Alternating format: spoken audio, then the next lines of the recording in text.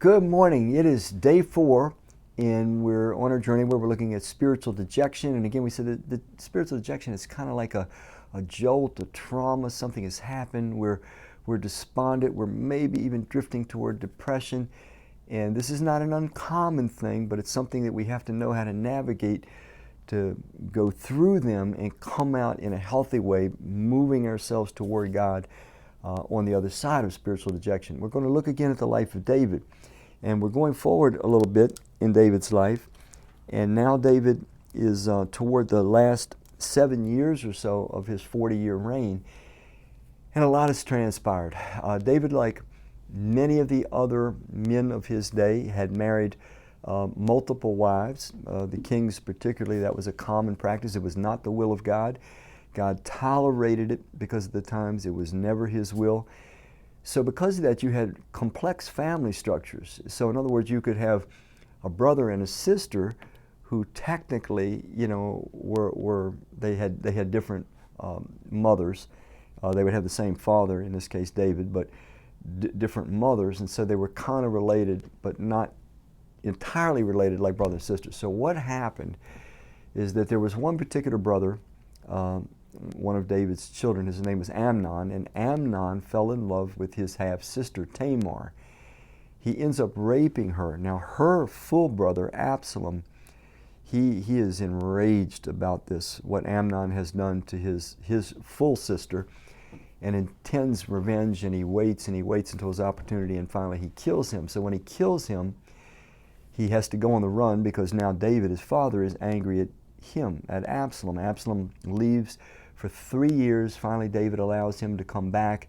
But even when Absalom comes back to Jerusalem, he refuses to see him for 2 more years. So it's 5 whole years that Absalom is essentially not allowed to be in the presence of his father for the terrible thing that he did. So finally, he's persuaded by his counselors, David is, that is to let Absalom come back.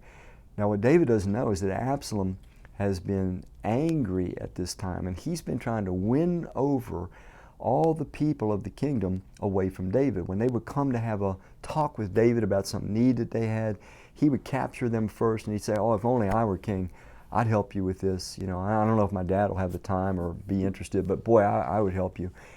And it says in Scripture that he won the people's hearts over gradually. So Absalom, once he believed that he had enough military support, he revolts and he tries to kill his own father. And David has to run for his life. He has to take his loyal troops. They have to run. He leaves his throne, and for a very short period of time, Absalom took over the throne of his father. Now eventually David's troops, they fight back, and that's where we'll pick up today, because this is about spiritual dejection, where it's a loss that you feel like you'll never get over.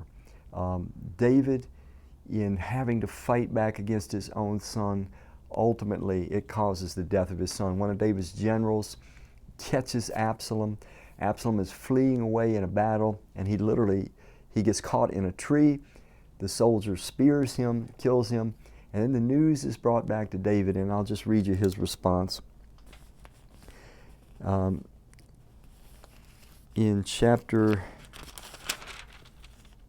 18, verse 33, it says, "The king," meaning David, "was shaken. He went up to the room over the gateway, and he wept. And as he went, he said, oh, my son Absalom, my son Absalom, if only I had died instead of you. Oh, Absalom, my son, my son." Now you get into chapter 19, he kept doing this, and he was doing it in front of the troops that had just fought for him. And so finally his general tells him, he says, "Look, David, you got to knock this off." Joab says, you've got to go out and encourage your troops regardless of what kind of grief you're feeling.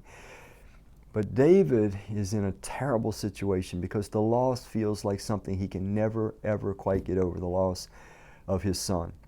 So there are those occasions in life where some of us, if not all of us at times, we're going to experience loss. And it's going to be a loss that we're going to feel like, at least, that we're never going to get over. And frankly, to some measure, that might be okay, meaning this, that it changes us somehow. It changes the way we think. It changes the way we feel in a more godly way, Makes us more tender, more sympathetic, more compassionate, more humble, more broken. Those are not bad things. And pain sometimes is a great catalyst to catapult us forward in spiritual growth in those kinds of areas. So if you're going through loss right now, it's critical. Pour out your feelings, but pour them out in the appropriate venue. David was not. David was pouring out his feelings in front of his men who had just risked their lives for him.